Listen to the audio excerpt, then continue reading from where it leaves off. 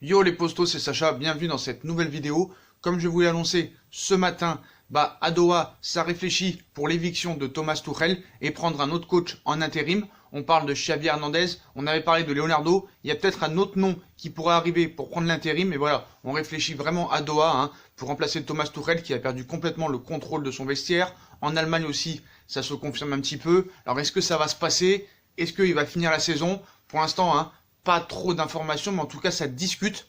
En tout cas pour essayer de convaincre l'émir, qui est le choix.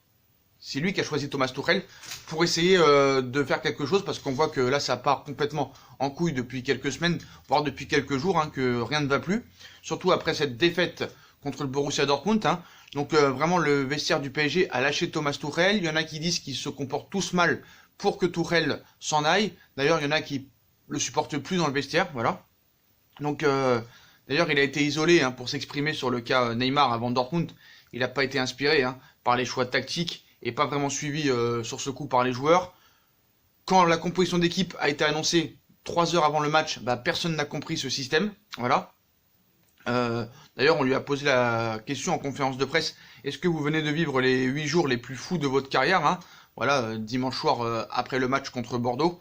La question a été posée à Thomas Tuchel sans qu'elle ne soit totalement farfelue, puisque en 8 jours, il avait fait un match fou, inattendu, contre le 19e de Ligue 1, Amiens 4 partout, la défaite à Dortmund avec un choix tactique et une composition d'équipe inaudible, et cette victoire contre Bordeaux 4-3, mais bon, faut voir comment elle s'est passée cette victoire.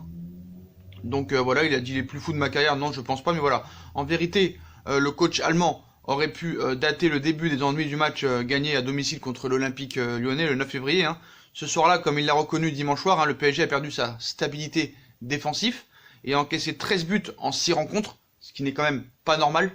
Voilà. Il a aussi commis des erreurs de communication.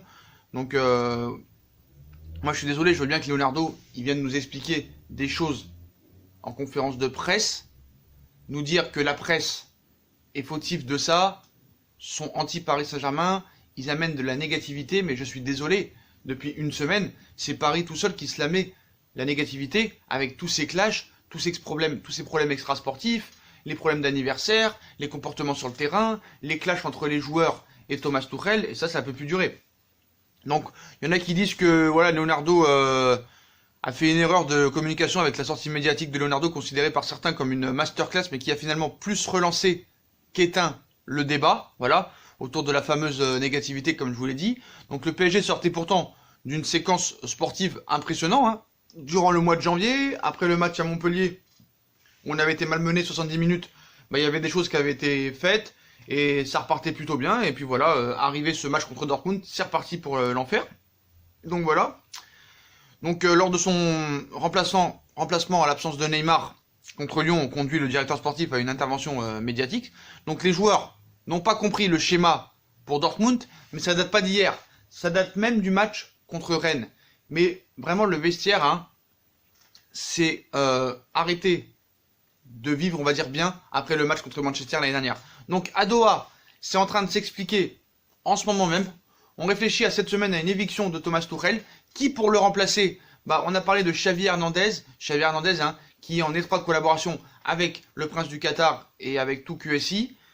Après, est-ce qu'il va venir? Est-ce que c'est la bonne solution? On ne sait pas vraiment, parce qu'après ce serait plus pour que Guardiola vienne et qu'après Xavi quitte l'intérim pour après être adjoint de Guardiola.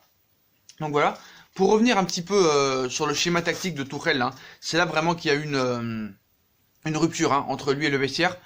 Et c'est là que les ennuis ont commencé, surtout pour Tuchel, l'entraîneur allemand a, contrairement à Leonardo, reconnu que le PSG était en partie responsable des doutes, l'exhortant en raison de ses déboires récurrents en Ligue des Champions. Puis il s'est retrouvé tout seul à devoir commenter à chaque conférence de presse pourquoi l'absence de Neymar était toujours là, pourquoi il ne revenait pas, alors que lui-même disait qu'il n'était pas blessé, qu'il aurait pu jouer contre Lyon, qu'il aurait pu jouer contre Amiens. Sans trop en dire, puisque lui-même militait pour qu'il joue, alors que Leonardo, lui, a dit que non, il ne devait pas jouer. Est-ce encore une raison pour peut-être l'évincer? Donc pas vraiment soutenu par sa direction à cet instant-là. D'ailleurs, il n'a jamais été soutenu, Thomas Tuchel, par personne, à part le prince. Voilà, ça faut le savoir. Donc Tuchel a aussi perdu des plumes vis-à-vis de ses joueurs. Pour certains, Cela date depuis l'élimination face à Manchester United la saison passée, comme je viens de vous le dire. Moins proche de ses joueurs qu'à ses débuts, hein, plus isolé au sein du club, l'entraîneur du PSG a perturbé ses joueurs avec certains choix. Et celui d'installer son 3-4-3, qui n'en était vraiment pas un, parce qu'à un moment, on voyait que ça pouvait être un 4-3-3, un 3-5-2, un 5-3-2, donc c'était inaudible. Et c'était pas un vrai 3-4-3 comme celui qui avait été testé à Dijon, par exemple. Donc voilà, ça n'a pas surpris que les observateurs et les supporters. Hein. Les joueurs aussi n'ont pas compris cette décision. Hein. Dès l'annonce entre 17h et 18h, le jour même de la rencontre, hein, certains cadres n'ont pas caché leur étonnement. Thiago Silva a souligné qu'il fallait plutôt un troisième milieu de terrain pour aider Idrissa Gueye et Marco Verratti, rejoint par Neymar dans son raisonnement. Neymar n'a pas du tout aussi aimé cette composition d'équipe. Cela aussi décontenancé Mauro Icardi, qui n'a pas caché sa colère, comme on vous l'a dit la dernière fois, où apparemment les chaises ont volé. Voilà. Le match a confirmé les craintes et Paris a été dépassé dans l'entrejeu, hein, entre autres. Après la rencontre, les joueurs n'étaient toujours pas convaincus et leurs sensations n'avaient pas été bonnes. Ils n'ont pas compris le changement de plan de leur entraîneur. Évidemment, rien ne dit que le résultat aurait été meilleur avec un 4-2-4 ou un 4-4-2. Hein. C'est facile après le match qu'on aurait dit on aurait fait ci, on aurait fait ça. Mais bon, je pense que ça aurait été mieux quand même. Mais la défiance de certains témoigne de la perte de poids de Thomas Tuchel au sein du vestiaire. Pour inverser la tendance, l'entraîneur allemand, je pense qu'il dispose plus de cartouches, hein, mais rien ne sera plus efficace qu'une victoire au match retour. Mais est-ce qu'on va lui laisser l'opportunité de faire ce match retour? Rien n'est moins sûr. En tout cas, il y a des discussions depuis lundi matin pour l'évincer. Voilà, Leonardo fait tout pour remplacer Thomas Tuchel. Et un nom aussi est revenu aujourd'hui pour peut-être prendre l'intérim pour les 3 prochains mois. Donc, on avait parlé lui-même de Leonardo pour faire l'intérim les 3 prochains mois. Sauf problème, c'est que Leonardo, il travaille déjà en amont pour le mercato qui arrive cet été. Les arrivées, les départs, les négociations commencent déjà parce qu'un mercato, même s'il ouvre officiellement le 9 juin, ça commence à se préparer 2-3 mois avant.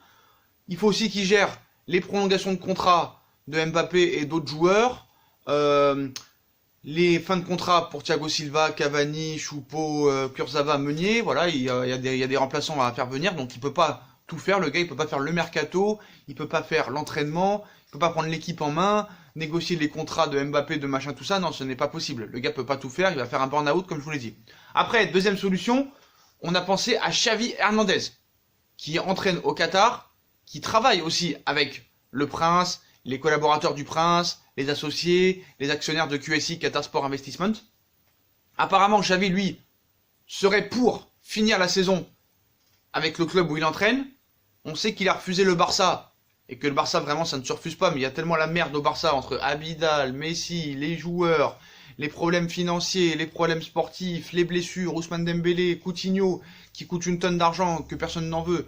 Donc voilà, il y a vraiment beaucoup de choses à régler aussi au Barça. C'est un peu l'ambroglio. Donc il a préféré ne pas y aller. Mais voilà, va-t-il venir au Paris Saint-Germain? C'est une piste. En tout cas, une autre est arrivée ce matin dans nos oreilles. Et là aussi, c'est à prendre avec des pincettes.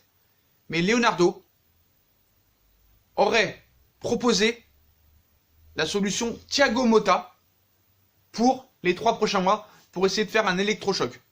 Thiago Motta, ancien joueur du Paris Saint-Germain, entre 2012 et 2017, il connaît parfaitement le groupe, il a joué avec tout le groupe, il connaît tous les joueurs par cœur, il a entraîné les U19 du Paris Saint-Germain, il a eu une petite aventure avec le Genoa, mais malheureusement ils lui ont pas laissé le temps de travailler, ils l'ont laissé 2 mois, c'est vrai que les résultats n'ont pas été satisfaisants, mais là, à l'heure où on vous parle, là, le prochain entraîneur du Paris Saint-Germain est connu. Normalement, contre tout invraisemblance, ce sera Massimiliano Allegri. Voilà, c'est le choix numéro 1. Il y a des discussions depuis le mois de juin. Il y aurait un accord. Voilà, Manchester United serait plutôt pour Pochettino. Voilà, mais ça devrait jouer entre Guardiola et Pochettino parce que Guardiola c'est le priorité du Qatar. Sauf problème, c'est que le salaire est exorbitant. Et malheureusement, vu les résultats ces dernières saisons de Guardiola, c'est pas fameux. Non, le choix numéro 1, c'est Massimiliano Allegri. Voilà, maintenant, la balle est dans le camp de Allegri. Soit il refuse, soit il accepte. Voilà, mais c'est ça le projet. Après, on propose Leonardo a proposé l'option Thiago Motta parce qu'il connaît parfaitement les joueurs. Il pourrait essayer de faire un électrochoc parce que en connaissant très bien les joueurs, en étant apprécié du vestiaire, c'est quand même un poids pour lui. Et c'est quand même un bon élément. Et un bon point pour lui. Voilà, il connaît par cœur les joueurs, il a joué avec eux, il a vécu avec eux, il les connaît. Donc voilà, c'est possible que ça fasse du bien aux joueurs. D'ailleurs, les joueurs aussi pousseraient devant Leonardo pour l'éviction de Thomas Tuchel, dont l'entente, dont le dialogue est complètement rompu. C'est ça aussi un problème. Comment tu veux qu'un coach, même qui n'ait pas d'autorité, même qui est incompétent, quand il parle, personne ne l'écoute. Ce n'est pas possible. Ce n'est pas possible. Il reste 2 semaines avant le match contre Dortmund. Une décision pourrait intervenir dans les prochains jours. Il y en a qui nous parlent après le match de Lyon, mais je pense pas, parce que le match de Lyon est très rapproché de celui de Dortmund. Donc je pense que s'il y a une décision qui doit être prise, elle doit être prise cette semaine. Voilà. Mais moi je pense que maintenant, le changement d'entraîneur est obligatoire. Obligatoire. C'est pas possible. Voilà, c'est pas possible. Après, le problème, pourquoi l'émir s'entête à vouloir garder Tuchel jusqu'à la fin de saison? Ça, c'est une grosse question et beaucoup ça revient. Ça revient beaucoup cette question. Bah, le problème, c'est son choix. Il n'y a pas de souci, là, on a compris.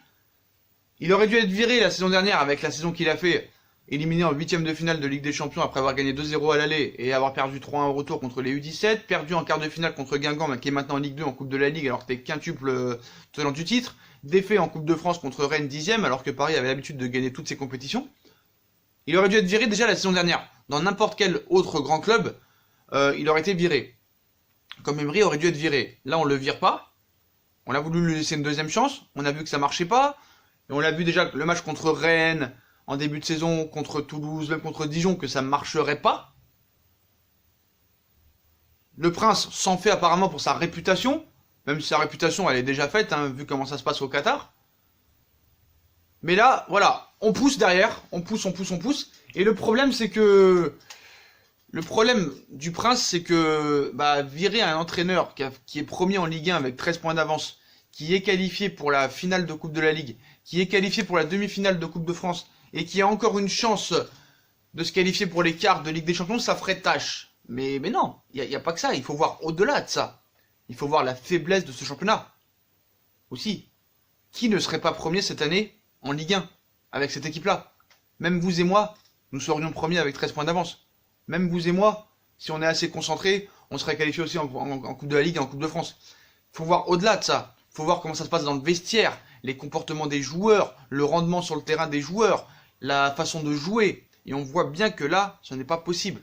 On ne peut pas continuer comme ça contre Dortmund. Surtout qu'après, il y a un quart de finale. Et comme je l'ai dit, éliminer Dortmund n'est pas une fin en soi. L'objectif n'est pas d'atteindre les quarts de finale. L'objectif, c'est de passer un cap. Et ce mec-là ne pourra pas nous faire passer le cap. C'est pas possible.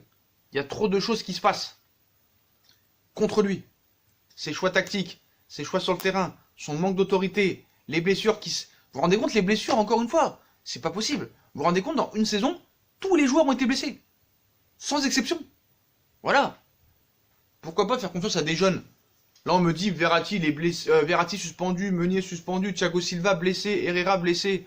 On est mort. Pourquoi on est mort? Ça a été des losers tous les ans à ce moment-là de la compétition. En quoi ce serait un problème maintenant? Voilà. Donc à un moment donné, stop. Et je pense que l'option Thiago Motta pour un intérim de 3 mois et demi, après, on en parle, hein, qui pourrait peut-être l'amener à être l'adjoint d'Allegri. C'est ce qui se dit. Pour Xavi Hernandez, le problème c'est que ça pourrait être une option, mais le problème c'est qu'il voudrait venir avec ses adjoints, avec son staff médical et tout, là, pour un intérim de 3 mois et demi, je pense pas que ce soit une bonne idée. Alors que Thiago Motta, lui, ça lui poserait pas de problème de travailler avec l'actuel staff, avec Zoumana Camara, avec les docteurs du club, tout ça et tout. Donc ça pourrait être une bonne option. En tout cas, moi, Thiago Motta, je validerais pour 3 mois et demi parce que le gars connaît par cœur les joueurs. Le gars s'entend bien avec lui. Le gars a une expérience très, très récente, mais assez courte, il faut le dire. Mais bon, moi, je pense que de toute façon, n'importe quel entraîneur qui viendrait pour un intérim, je parle pas d'un intérim, hein, je parle pas d'un sur le long terme, hein, je parle pas d'un contrat de 3 mois, je parle d'un intérim de 3 mois et demi. Rien qu'au niveau psychologique, ça pourrait peut-être les galvaniser et peut-être les motiver, vraiment. Faut dire que Thiago Motta aussi, il a gagné avec des champions en tant que joueur, donc ça peut aussi faire quelque chose. Il a connu des méthodes, hein. Mourinho, Guardiola, beaucoup de choses. Donc c'est possible. Ah non, quand il était à Barcelone, il n'était pas Guardiola encore. Mais il a connu des grands coachs, Thiago Motta. Des Benitez, des Mourinho et consorts. Donc je pense que ça pourrait être une possibilité. Donc voilà, Leonardo chercherait toutes les possibilités pour que le PSG passe ce match. Mais en tout cas, vraiment, ça commence à faire beaucoup, beaucoup, beaucoup. Apparemment, il y a eu aussi une discussion à Londres entre Leonardo et Nasser. Mais bon, comme le dialogue n'est pas tellement très gracieux entre les deux, vu les problèmes de Nasser, bah voilà. En tout cas, Leonardo fait le forcing. Les joueurs aussi poussent pour que Tourelle soit évincé. Voilà.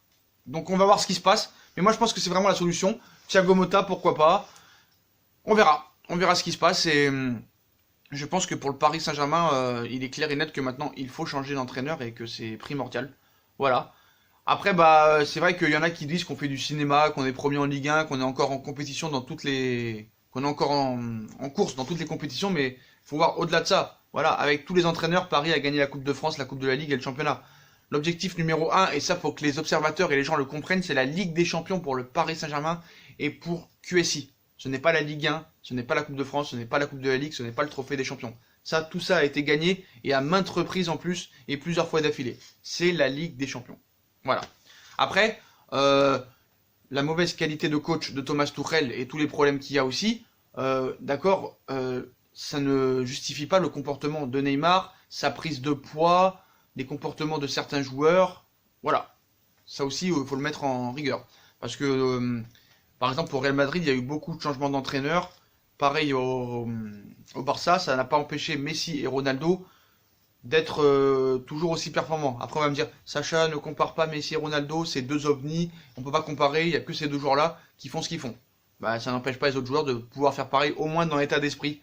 Voilà les postos. Donc, discussion à Doha entre Leonardo et le Prince pour l'éviction de Thomas Tuchel dans les prochains jours, voire dans les prochaines semaines, mais bon, faut que ça se fasse avant Dortmund, sinon ça ne sert à rien. Voilà. Donc, Thiago Motta, Xavi Hernandez. On parle de Thiago Motta là plus ces derniers temps. Voilà. Donc dites-moi en commentaire ce que vous en pensez. Est-ce que vous préférez Xavi Hernandez ou Thiago Motta pour l'intérim? Est-ce que pour vous c'est toujours la solution de virer Tuchel et de prendre un intérim? Ou est-ce que vous faites confiance jusqu'au bout à Thomas Tuchel? Dites-moi en commentaire ce que vous en pensez. Puis comme d'habitude les postos, si on a kiffé la vidéo, on like, on partage, on s'abonne. On active la petite cloche pour les notifications. On nous rejoint sur nos différents réseaux sociaux et sur YouTube si vous voulez faire un don ou regarder les pubs gratuitement. Voilà les postos. Tchuss!